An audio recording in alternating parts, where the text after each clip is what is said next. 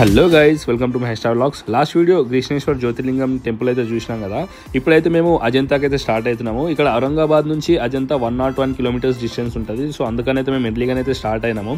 ఎల్లోరాకి అజంతాకి చాలా డిఫరెన్స్ ఉంటుంది అనమాట. అజంతా ఎల్లోరా అంటాం యాక్చువల్గా మనం, కానీ అజంతా వేరు, కేవ్స్ అండ్ ఎల్లోరా వేరు అనమాట.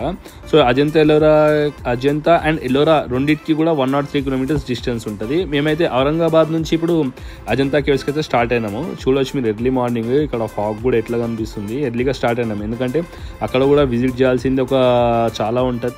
మార్నింగ్ ఎర్లీగా రెడీ అయ్యి మేము స్టార్ట్ అవ్వడం వల్ల ఇక్కడికి వచ్చేసరికి మాకు టైం అయితే 8 అయింది. మీరు ఇక్కడ టైమింగ్ కూడా చూడొచ్చు, 9 AM to 5:30 PM అనమాట ఈ అజంతా కేవ్స్ విజిటింగ్ టైం వచ్చేసి. సో మేమైతే ఇక్కడ 8 o'clock రావడం జరిగింది. అండ్ ఇక్కడ మనం పార్కింగ్ ఫీజు కూడా చూడొచ్చు. ఇక్కడ మనం పార్కింగ్ టికెట్ ఇవన్నీ అయితే ఇక్కడ తీసుకోవాల్సి ఉంటుంది. ఎంట్రన్స్కి టికెట్ అయితే మనకి ఇంకా ముందు ఉంటుంది, ఇక్కడ కాదు. అది నేను చెప్తాను ఇంకా వీడియోలో. పార్కింగ్ ఛార్జెస్ కూడా 2 వీలర్కి 20, 4 వీలర్కి 50 అండ్ హెవీ వెహికల్ ఉంటే 100 రూపీస్ అయితే ఛార్జ్ చేస్తారు. సో మా వెహికల్ అయితే మేము ఇక్కడ పార్క్ చేయడం జరిగింది. ఇక్కడ చూస్తున్నారు కదా, కోతులు, కొండెంగలు చాలా ఉన్నాయి ఇక్కడ. ఇవన్నీ ఇక్కడ పార్కింగ్ ఏరియాలో అంటే మన ఫుడ్ గిట్ల ఏమైనా దొరుకుతుంది అని చెప్పి ఇక్కడ చాలా వస్తున్నాయి అనమాట. అట్లనే మన చేతులు ఉంటే కూడా ఇవి గుంజుకుంటున్నాయి. అండ్ ఇప్పుడు అజంతా కేవ్స్కి వెళ్ళాలంటే ఫస్ట్ మనం ఇక్కడ ఈ షాపింగ్ ఇదంతా స్ట్రీట్ కనిపిస్తుంది కదా, ఇక్కడ నుంచి నడుచుకుంటూ మనం ముందుకు వెళ్తే అక్కడ ఒక బస్ స్టాప్ ఉంటుంది అనమాట. మన వెహికల్స్ అన్ని ఇక్కడ పార్క్ చేసి అటు ముందుకు నడుచుకుంటూ వెళ్ళిన తర్వాత అక్కడ ఒక బస్ స్టాప్ ఉంటుంది. ఆ బస్ స్టాప్ నుంచి ఆర్టీసీ బస్సెస్ ఉంటాయి. సో మనం ఆ బస్సులలోనే ఎక్కెళ్ళాలా. ఇప్పుడు ఈ చూస్తుందంతా షాపింగ్ ఏరియా అనమాట. సో ఇప్పుడు మేము ఎర్లీగా వచ్చినాం కాబట్టి మేము బ్రేక్ఫాస్ట్ అయితే ఇక్కడనే చేసుకోవడం జరిగింది. ఇక్కడ హోటల్స్ కూడా ఉంటాయి. అంటే ఇంకా షాప్స్ అన్నీ ఓపెన్ కాలేదు. అప్పుడు టైం వచ్చేసి అరౌండ్ 8:15 ఆ టైం అవుతుంది ఎర్లీ మార్నింగ్. కాబట్టి అంత షాప్స్ అన్నీ ఓపెన్ కాలేదు. సో బ్రేక్ఫాస్ట్ అయితే మేము ఇక్కడనే చేసుకున్నాము. బ్రేక్ఫాస్ట్ ఇక్కడ చేసుకొని ముందుకు వెళ్ళినాము. ఇట్లా మనం ముందుకు వెళ్తే ఇక్కడ మనకు ఒక బస్ స్టాప్ కనిపిస్తుంది.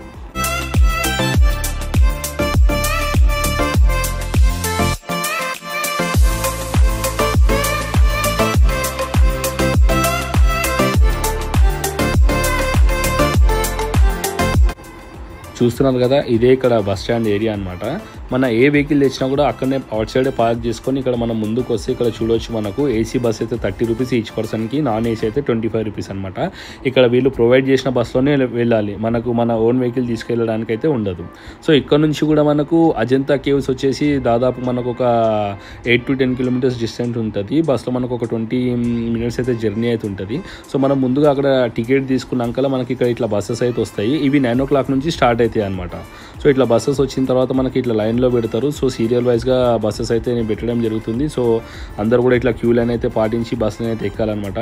క్రౌడ్ అయితే ఎక్కువ ఉండే. సో ఆ తోపులాట లేకుండా అందరు క్యూ పాటించి నీట్గా ఎక్కేసి వెళ్ళిపోవాలా. మేమైతే అందరం బస్సులో కూర్చున్నాం. ఇంకా బస్ అయితే స్టార్ట్ అయింది. అండ్ ఇప్పుడు ఇక్కడ చూస్తున్నారు కదా, మనకు దారి పొడవున ఒక రివర్ అయితే కనిపిస్తున్నది. ఈ నది పేరు వచ్చేసి వాఘేరా నది. ఈ అజంతా కేవ్స్ వచ్చేసి వాఘేరా నది ఒడ్డున ఉన్నాయన్నమాట. వాఘేరా నదికి ఆనుకొని ఉన్నాయన్నమాట ఈ అజంతా కేవ్స్. సో చాలా బాగుంటుంది ఈ నది అసలు. ఇంకా మనం వింటర్లో రెయినీ సీజన్లో వస్తే మాత్రం ఫుల్ హెవీ వాటర్ ఉంటుందంట. అండ్ వాటర్ ఫాల్స్ కూడా చాలా బాగా అనిపిస్తుంది. ఈ జర్నీ కూడా ఇప్పుడు ఇట్లా పోతుంటే నేను నది పక్క నుంచి. అండ్ అదే రెయినీ సీజన్లో అయితే ఆ వాటర్ ఉన్నప్పుడు ఇంకా అసలు మజా వస్తుంది, చాలా బాగుంటుంది.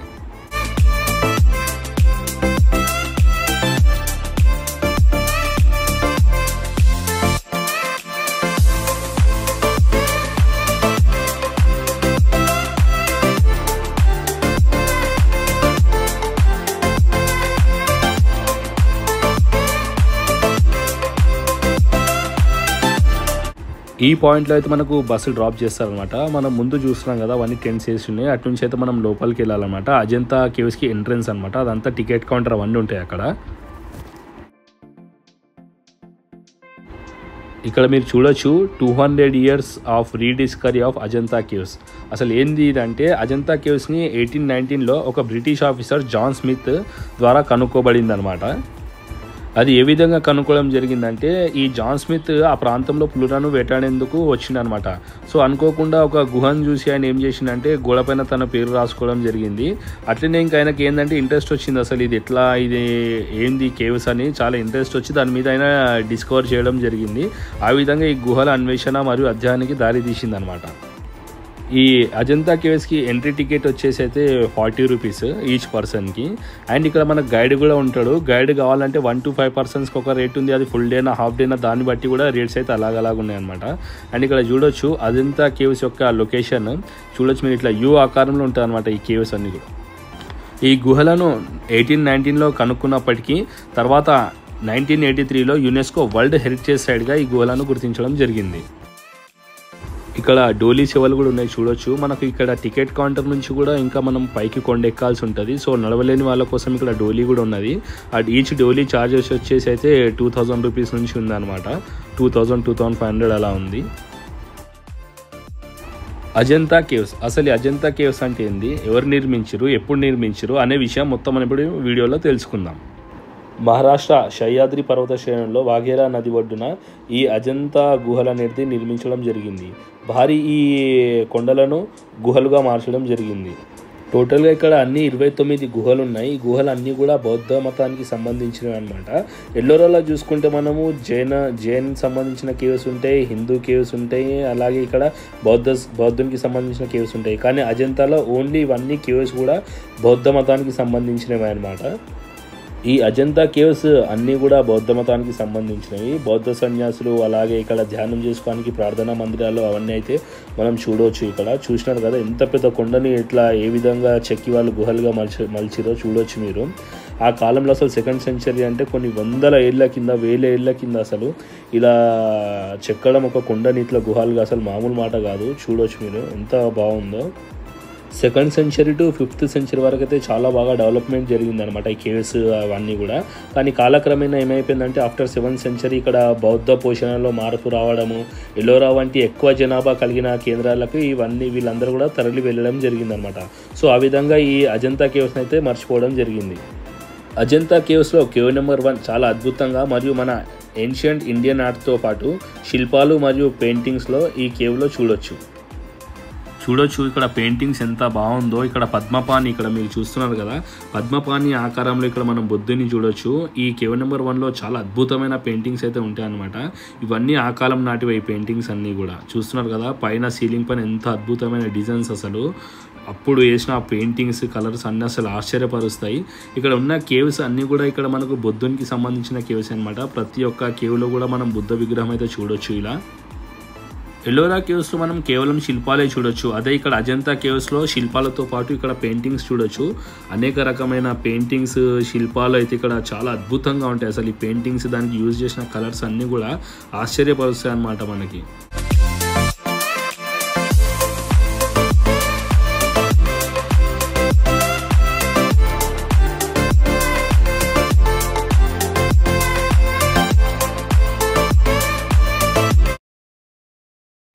ఈ పెయింటింగ్స్ అన్నీ కూడా అద్భుతం అని చెప్పాలి. కలరింగ్ కూడా చూడొచ్చు, ఎంత కలర్ ఎట్లా యూజ్ చేశారు అప్పుడు ఆ టైంలో.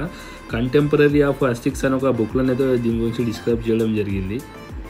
అజంతా కేవ్స్ టోటల్గా మనకు 29 ఉన్నాయి. దాని తర్వాత కొన్ని గుర్తించడం జరిగింది, కానీ అవి కొన్ని ఇన్కంప్లీట్గా ఉండడం జరిగింది అనమాట. ఇన్కంప్లీట్గా ఉన్నాయి. అండ్ ఇక్కడ మనకు టోటల్గా కేవ్స్ వచ్చేసి 29 మెయిన్ అనమాట. సో ఇందులో మనకు వచ్చేసి 1, 2, 16 అండ్ 19లో స్కల్ప్చర్స్ ఉంటాయి.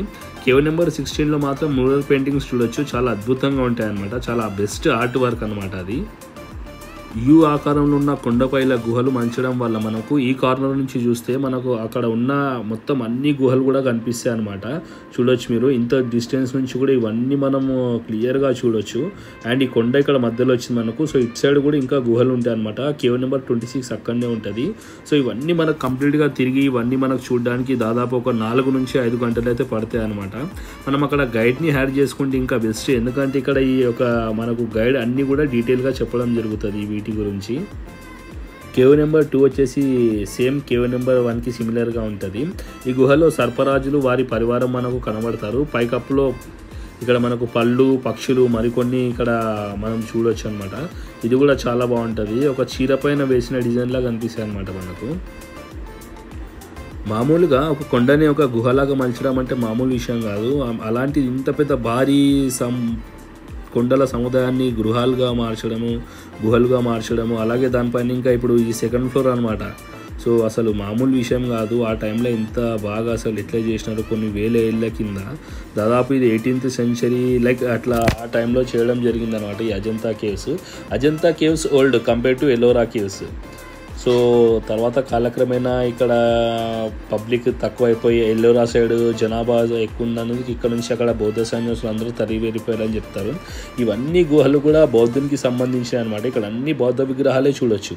చూసినారా మీరు ఇక్కడ ఒక వాల్ పైన లోపల సో ఎన్ని బౌద్ధ విగ్రహాలు ఉన్నాయో ధ్యాన ముద్రలో ఉన్నాడు కదా. సో ఇట్లా చిన్నవి పెద్ద అన్నీ కూడా బుద్ధుని చూడొచ్చు మనం. స్టాచ్యూస్ కంప్లీట్ అజంతా కేవ్స్ అయితే డెడికేటెడ్ టు బౌద్ధిజం అనమాట.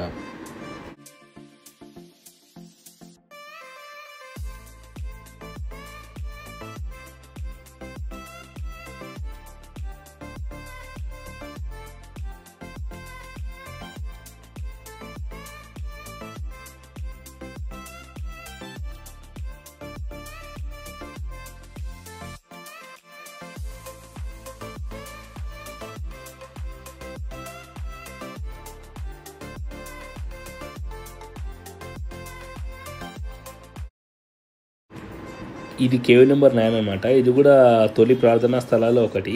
దీని కిటికీలు ఆర్చీలుగా అందంగా కనబడతాయి. ఇక్కడ చూడొచ్చు కిటికీ డిజైన్ అన్నీ కూడా చాలా బాగుంటుంది. వీటి నుండి సూర్యకాంతిని లోపలికి పంపించడానికి యూజ్ అవుతుంది అనమాట. అండ్ ఇక్కడ దీనిపైన కూడా మనం చూడొచ్చు ఈ కేవ్ నెంబర్ 9లో అతిపెద్ద బౌద్ధ స్తూపం కూడా ఉంది.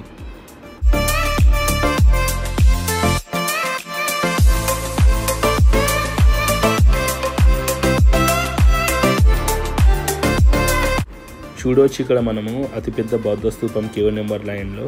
మనము ఇండియాలోనైతే మనం విగ్రహ రూపంలో మనం పూజిస్తాం బుద్ధుని. సో ఈ స్తూప ఆకారంలో మాత్రం ఇక్కడ చైనా, జపాన్, థాయిలాండ్ వాళ్ళు పూజిస్తారనమాట. కేవ్ నెంబర్ 9 బయట కూడా చూడొచ్చు. అసలు ఈ స్కల్ప్చర్స్ ఇవన్నీ కూడా ఎంత అద్భుతంగా డిజైన్ చేయడం జరిగింది. ఈ కేవ్ నెంబర్ 9 ఎంట్రన్స్ కూడా చాలా బాగుంటుంది. పెద్ద పెద్ద మనం విగ్రహాలు కూడా చూడవచ్చు ఇక్కడ. అండ్ ఇక్కడ ఆర్చీలు కూడా చాలా బాగా డిజైన్ చేయడం జరిగింది. కేవ్ నెంబర్ 10 అనమాట. ఇది ఒక తెరవాడ ప్రార్థన హాల్. అజంతాలోని అతి పురాతన ఆలయాల్లో ఇది ఒకటి అనమాట. ఇది క్రీస్తు పూర్వం 2వ శతాబ్దం నాటిది అనమాట. అంత ఓల్డ్ అనమాట ఈ కేవ్ నెంబర్ 10. అసలు మిస్ కావద్దు. 2nd సెంచరీకి సంబంధించింది ఈ కేవ్ వచ్చేసి. మనం బయట నుండి చూసే వ్యూ కూడా చాలా అద్భుతంగా ఉంది. ఎందుకంటే దట్టమైన అడవిలో ఈ నది పక్కన ఉంది కదా. ఇదంతా కూడా నది చాలా బాగుంది. ఇక్కడ సీనరీ బ్యూటీ కూడా చాలా బాగా అనిపిస్తుంది చూస్తుంటే. మేము ఎర్లీగా వచ్చినప్పుడు క్రౌడ్ అయితే అంత లేకుండే. ఇప్పుడు మెల్లమెల్లగా అయితే క్రౌడ్ అయితే పెరుగుతుంది. చూస్తున్నారు కదా ఇక్కడ పబ్లిక్ అసలు ఎంతమంది వస్తున్నారో. చాలా వచ్చినారు అనమాట. వీకెండ్ ఉండే చాలా పబ్లిక్ వచ్చిరు అప్పుడు. ఇంకా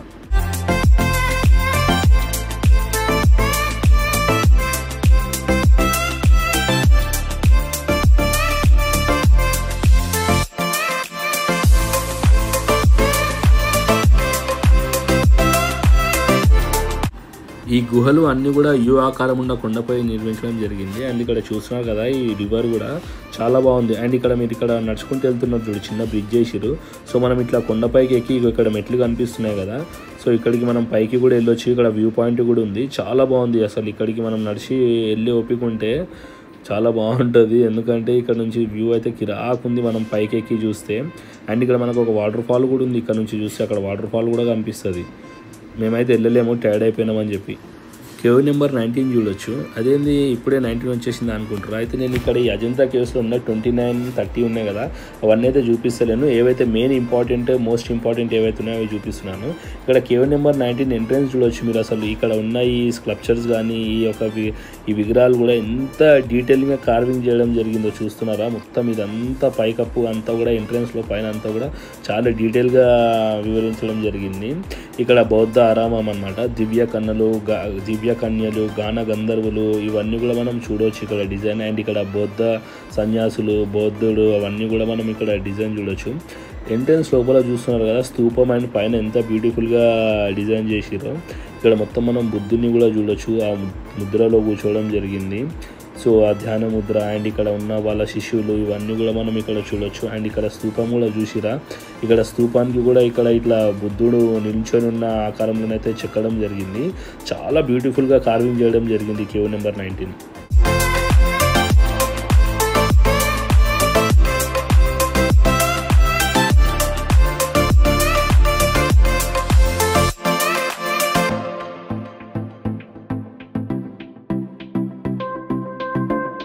ఈ కేవ్ నెంబర్ 25 ఒక విహారం అనమాట.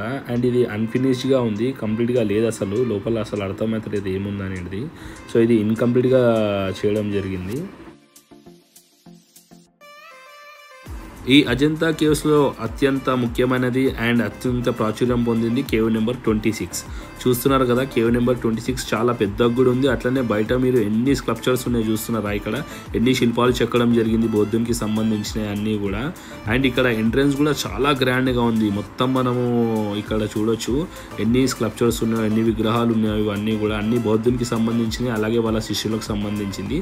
సో లోపలికి వెళ్ళైతే చూద్దాం మనం లోపల ఏ విధంగా ఉంది కేవ్ నెంబర్ 26 అనేది.